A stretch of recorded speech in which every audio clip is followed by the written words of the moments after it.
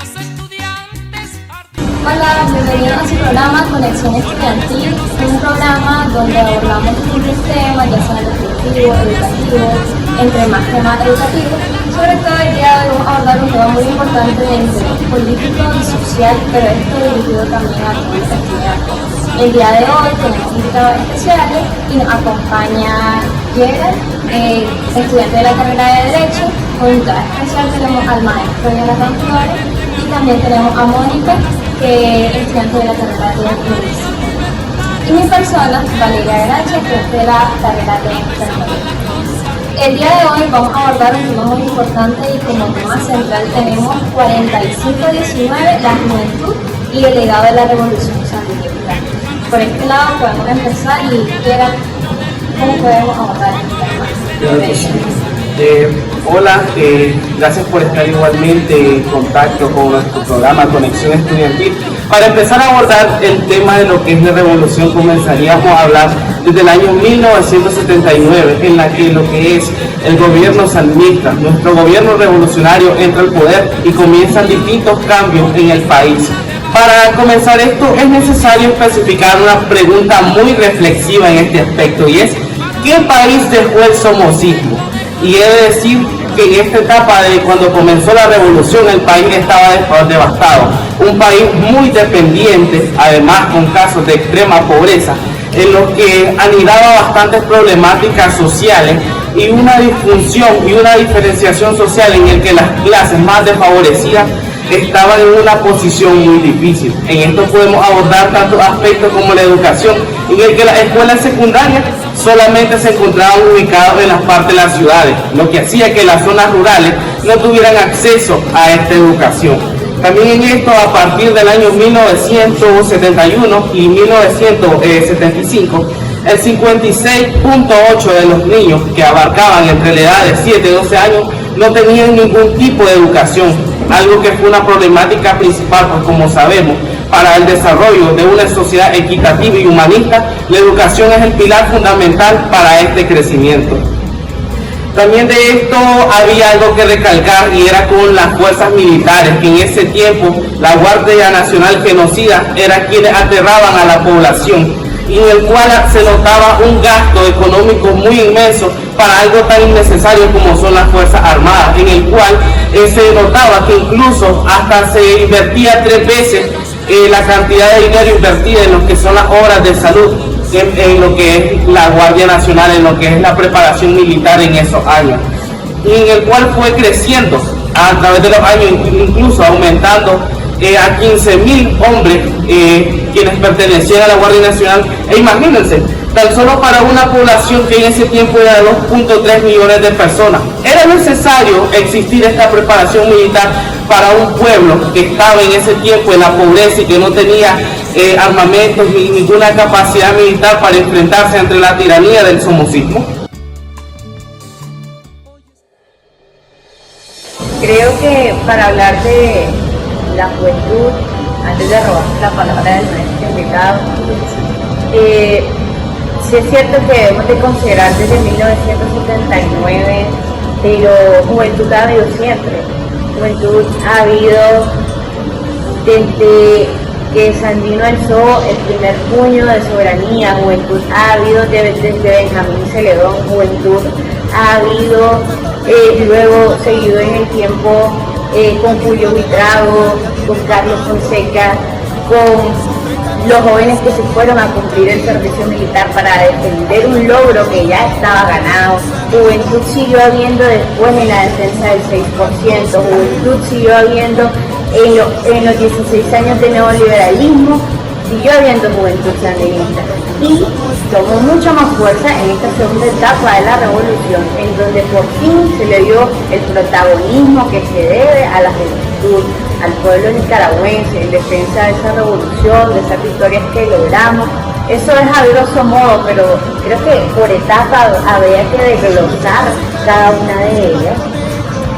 Y creo que tardaríamos como una semana en esta edición de este programa, pero así, para dar la primera pauta, pues, para que podamos guiarnos así y darle la palabra al maestro. Bueno, Muchas gracias por invitarme a este programa de Conexión Estudiantil. Creo que, en primer lugar, valorarlo como un espacio sumamente importante porque los principales protagonistas son los jóvenes, estudiantes. Creo que eso lo denota como un gran valor, digamos, a este tipo de iniciativas y espacios. Primero, presentarme, soy Jonathan Flores, profesor del Departamento de Ciencias Sociales y Políticas y coordinador de la carrera de Ciencias Políticas y Relaciones Internacionales. Primero, es que la Revolución Popular Sandinista no es solo una revolución nicaragüense, es una revolución latinoamericana. Creo que junto a la Revolución Cubana, la Revolución Popular Sandinista son las dos grandes revoluciones triunfantes de América Latina. Fueron ejemplos del mundo entero. Es decir, otras revoluciones que se dieron en otras latitudes del mundo, por ejemplo, que coincide con la Revolución Islámica, por ejemplo, en el 79. Pero toda revolución, bueno, que la revolución es un cambio radical del estado de cosas existentes, pero toda revolución tiene una etapa previa. Creo que ahí coincido con compañeros de que para entender la revolución o el triunfo de la revolución sandinista que parte en 1979, tendríamos que revisar un poquito más otras páginas de la historia, qué nos dice, cómo fue este proceso y qué papel juega la juventud, digamos, dentro de este gran proceso revolucionario que precisamente este año celebramos ya el 45 aniversario. Entonces creo que es primero profundizar en la historia, eso es lo primero.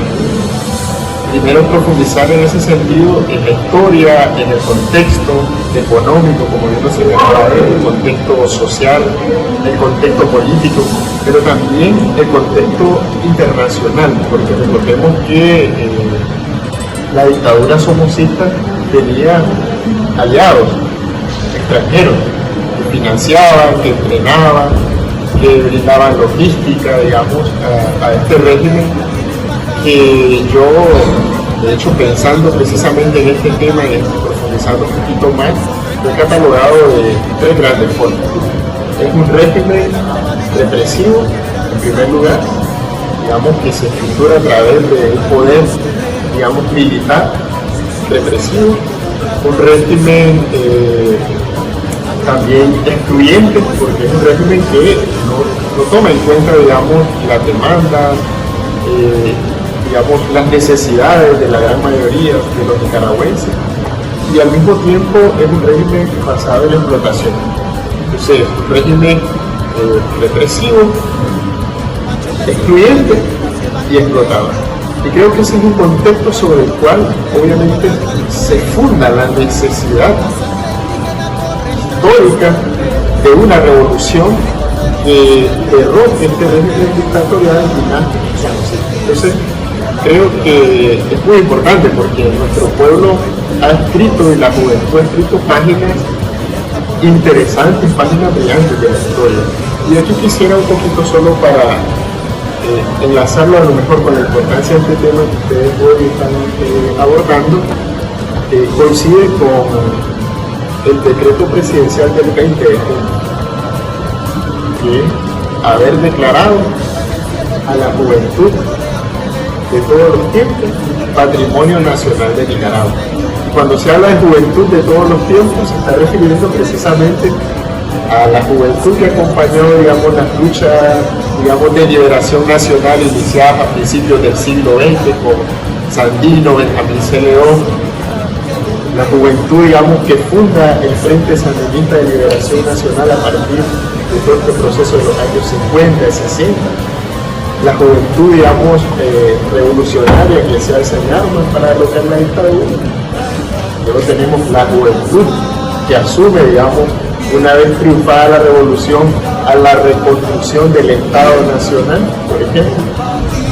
Pero también hay que recordar, y ahí después a lo mejor podemos profundizar un poquito más, a esa juventud que toca mantener desde abajo, desde el periodo neoliberal, mantener la lucha, mantener viva la conciencia, digamos, del pueblo nicaragüense que se vio, digamos, inmerso en un proceso de profundización de la pobreza, de desmantelamiento de las políticas que la revolución había logrado hasta ese entonces.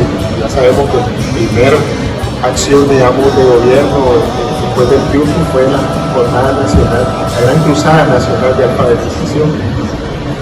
Y en ese periodo neoliberal, esa juventud que defiende el derecho básico y el derecho humano a la educación, por ejemplo. Y luego la juventud, que es la segunda etapa de la revolución. Entonces creo que sí coincido, digamos, en efecto con ustedes, que hay juventud, siempre ha habido.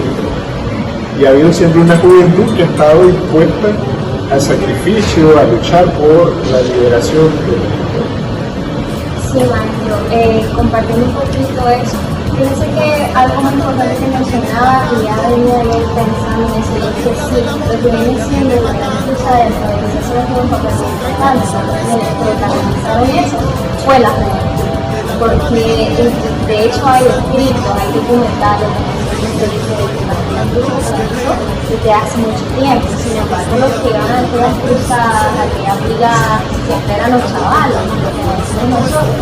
Y quienes eran los que se enfilaban para poder ir a luchar, para tener ahora, gozar de muchos beneficios, en ese tiempo se gozaron y seguimos gozando. De hecho, la juventud toma un papel muy importante porque es la protagonista de grandes transformaciones que ha tenido el país. De hecho, viene a decir el comandante tanto José Amador, la generación de que nosotros tenemos el derecho generacional ahora. De hecho, desde muy pequeño los niños, algo que es revolución, algo que hace revolución, algo muy importante es que si nosotros enfocamos en el pueblo siempre va a ser beneficiado, el pueblo va a ser un pueblo revolucionario. Entonces creo que eso es muy importante. Aquí el compañero nos enfocó, nos localizó, nos regresó a un país que el somocismo tenía en la opresión, a un país que el somocismo tenía entre la ignorancia, entre el oscurantismo, realmente, por hacer así una analogía. Pero la juventud como tal, en ese momento, y poniéndonos en contexto, no solo la juventud, sino todo el pueblo nicaragüense, ¿qué tan mal se debió sentir que en un hospital uno mismo tenía que rebuscársela para llevar tú mismo el algodón con el que te iban a curar, la jeringa con la que te iban a colocar el medicamento? ¿Qué tan mal se debe haber sentido que una mujer solo podía a duras penas cursar hasta segundo grado? Por ejemplo, mi abuelita hace unas cuentas matemáticas, mentales, pero ella se llegó hasta primer grado. No solo ella, sino muchas mujeres en ese contexto. Pero precisamente esas mujeres fueron las primeras que encabezaron la lucha clandestina en la ciudad y en el campo. Entonces, yo apenas a mis 22 años, no tengo, creo que no tendría ni noción de qué fue de ese momento. Pero sí mis padres me cuentan cómo desde niños, por ejemplo mi papá desde sus 10 años, participó en la lucha clandestina. ¿De qué manera? Es que estaba la guardia genocida cercando las calles de Masaya, por ejemplo, y entonces la familia de mi papá bancaba un pate contacto. Entonces mi abuela metía en un carretón con un montón de canastos de plátano por abajo las bombas de contacto y mandaba a mi papá con 10 años y pasaba enfrente del plato. Entonces desde ahí empieza ese trabajo de la juventud. La recibían la propia juventud, chavalos de 15, 17 años, que eran los que estaban integrados a esa lucha. En ese momento no era juventud sandinista, y en ese momento se llamaba juventud no estaba definido como tal ese ideal, sino que nosotros estábamos siguiendo corrientes como el marxismo, correcto, y el comunismo, correcto. Y ahí nosotros después le dimos una pauta a algo que se llama socialismo, que como modelo económico es algo que nos conviene más a todos. Sí, yo creo que eso es muy importante, pero incluso si lo vemos un poquito más dentro de la gesta heroica del general Sandino, está un pensamiento que se define en primer lugar como un pensamiento antiimperialista, antes incluso de ser marxista. Es un movimiento, digamos, antiimperialista, un movimiento soberanista también, que defiende el decoro nacional, la soberanía nacional y patriótica. Entonces, claro, es todo varias corrientes o varias ideas que comienzan a conformar todo este pensamiento o digamos, ese caldo de cultivo, podríamos decir, que nutre el movimiento, digamos, o el Frente Sandinista de Liberación Nacional. Ya después, cuando nosotros logramos tener nuestra propia identidad contextualizada, empezando desde las primeras intervenciones, cuando en 1856 los mismos nicaragüenses, siguiendo las doctrinas estadounidenses, mandaron a traer a los estadounidenses y luego no hallábamos cómo sacar. Y digo no hallábamos porque realmente han sido errores que se han cometido en la historia. Errores garrafales que transmiten la historia, pero precisamente conocerlo, recordarlo y volverlo a considerar en las acciones que nosotros pongamos de aquí en adelante, hace que nosotros no volvamos a cometer los mismos errores. Entonces, es cierto, estas son las corrientes que nutren las bases de nuestra ideología, pero nosotros lo contextualizamos, eso es muy acertado. Entonces, eso, ahí es donde empiezan las primeras bases de la juventud. Luego se fundaron estos movimientos y en las escuelas ya sonaba lo que era juventud, no como Juventud Sandinista de 19 de julio, ni pensábamos ganar alguna vez esta lucha. Nosotros estábamos luchando por ese ideal, pero no sabíamos cuándo iba a ser el momento que tanto esperábamos. Entonces en las escuelas eran mini protestas, pero así se manifestaba la juventud. En las escuelas públicas y privadas. Mi mamá fue parte de esas protestas. Compañeros de ellos fueron parte de esas protestas. Y fueron parte de las gestas heroicas como las de junio en Masaya, en donde cayeron aquellos jóvenes que estaban luchando por esa idea. Son ejemplo para la juventud. Desde ahí se veía el trabajo de la juventud sandinista, ya podemos decir. Luego, para el triunfo, todo ese trabajo concatenado, yo no sabía decir ni cómo nuestro pobre pueblo, sin tanta educación, sin tanto entrenamiento militar, cómo pudo derrocar a un pensamiento militar más evolucionado, entrenado por los Estados Unidos de América, por el imperialismo. Es una parte interesante. En ese aspecto, como ustedes mencionaban, compañeros, los jóvenes han sido los protagonistas para tomar la decisión y llegar al triunfo de lo que es la revolución. Y principalmente después de ese aspecto también está la construcción y principalmente la defensa de ese proceso que llevó tantas luchas, que llevó tantos sacrificios por parte de nuestros héroes y mártires. En el cual eso también llegamos a aspectos, como ya mencionábamos, que la revolución aseguró los derechos de los jóvenes y también aseguró las libertades de estos. Y los jóvenes tomaron la decisión de defender la revolución para conservar estos derechos. Y no solamente los derechos de ellos, sino también los derechos del pueblo. En este aspecto también, como ya había mencionado hace algunos minutos, abarcábamos lo que era algo muy importante, un hecho muy histórico en Nicaragua, que incluso ha sido reconocido por la UNESCO, que es lo referido a la Jornada Nacional de Alfabetización ocurrida en los años 80. En ese aspecto, como mencionaba también mi compañera Valeria, los jóvenes tomaron el protagonismo para llevar esos espacios, para llevar esa enseñanza a las partes más recónditas del país.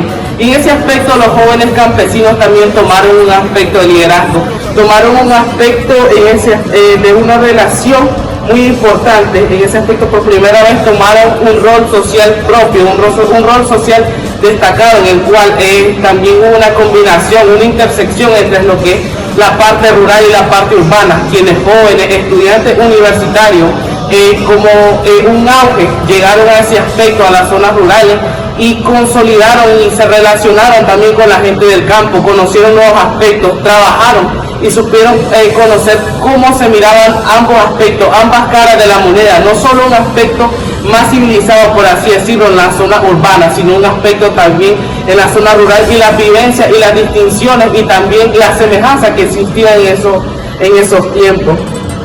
También no solo en este aspecto lo que es la jornada de alfabetización, defendió un gran logro para dar defensa a la nación, pues como ustedes tienen conocimiento y como todos tenemos conocimiento, un pueblo educado es muy distinto a un pueblo que vive en ignorancia, a un pueblo que no se dejaría engañar y tampoco se dejaría adoctrinar por aspectos falsos, por aspectos negativos, en el cual busca el aprovechamiento y aprovecharse de esa parte de la sociedad más débil, de esa parte de la sociedad que en ese momento se encontraba en un escalafón muy bajo. Sí, muy importante también ese punto, ya que, como mencionaba, los campesinos adoptaron, creo que podríamos decir que gracias a esto, porque esto viene siendo ya parte de un proyecto revolucionario, porque esto viene siendo un referente de unidad que está convertido en la base ideológica de esto también, ya que esto enarboló lo que viene siendo la lucha obrera, sí, hasta ahora pues tenemos educación gratuita y educación también, tenemos educación superior, entonces en donde los hijos de los campesinos podemos estudiar. No solo podemos decir o catalogar los chavalos, los hijos de los como en Nicaragua, que tienen dinero, pueden llegar a las universidades. Ahora tenemos distintas universidades que nos pueden brindar educación gratuita y de calidad también para nosotros.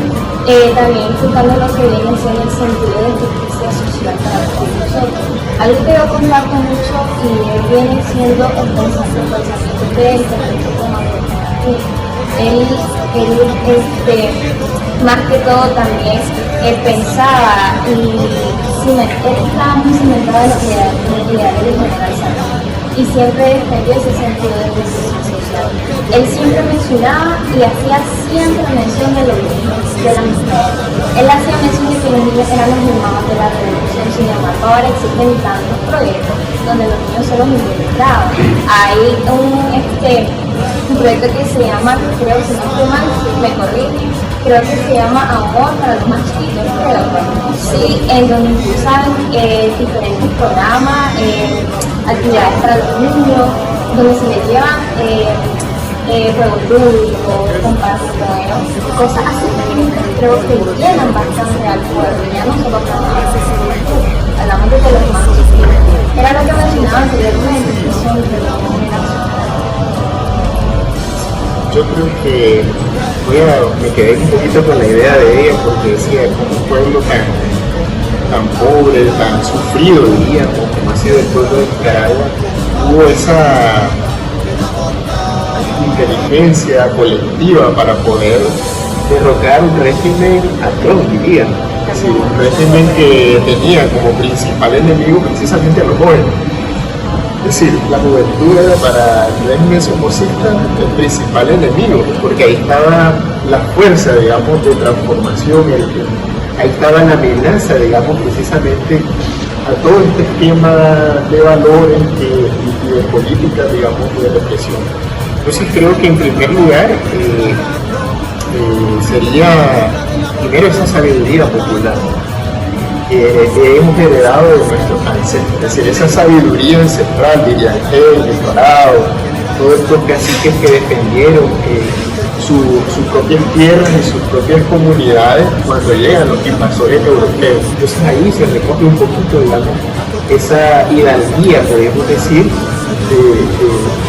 digamos, del pueblo nicaragüense, que eso no solamente lo hemos heredado de manera cultural, es que acá nos corre en nuestra sangre, porque como decía Sandino, en nuestra sangre corre, digamos, sangre indígena, ¿sí?